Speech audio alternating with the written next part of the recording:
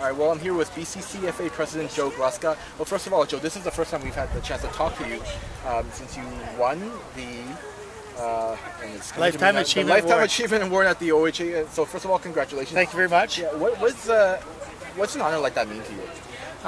Ultimately, at the end of the day, it means that all the people that put in hours and hours and hours of work to get flag football off the ground, to get 9-man off the ground, that when I was working on the executive of high school football and football BC, all of those people that come together, it's basically saying that we were on the right pathway and they were all part of that contribution. So ultimately, at the end of the day, they share in the award, even though they give it to one person, me, because, you know, I'm not dead yet.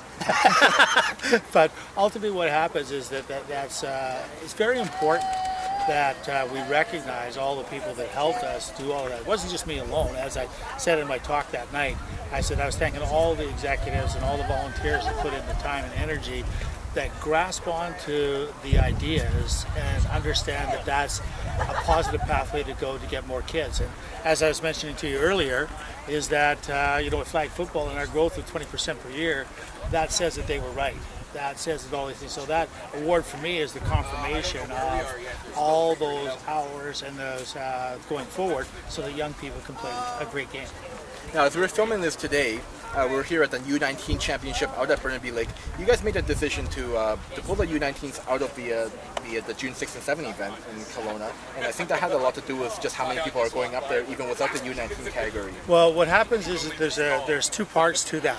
The first part is that originally we had a number of teams from Prince George and Kelowna and the island that we're talking about coming to Kelowna. So last year we included, because they all said they were going to come.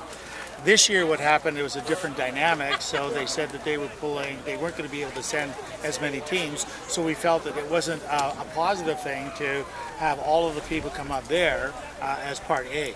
Part B is there's so many kids that are playing today that will be our referees for next week, because we'll be running 62 games every half hour, so or 32 games every half hour, so you need 64 referees. So obviously that's probably the one biggest issue that holds us back from more growth is how many young people that we have refereeing and how many more we're going to need. So tell us a little bit about June 6 and 7 up at the Capital News Center in Kelowna. What time do we start both days? And on the second day, obviously, we're going to crown the champions in the U10, 12, 14, and U16 categories. That's correct.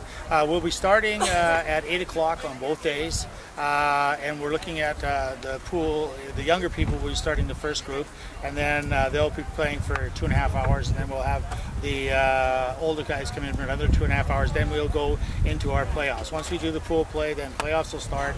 We do all the seating and everything, getting ready to go on Saturday.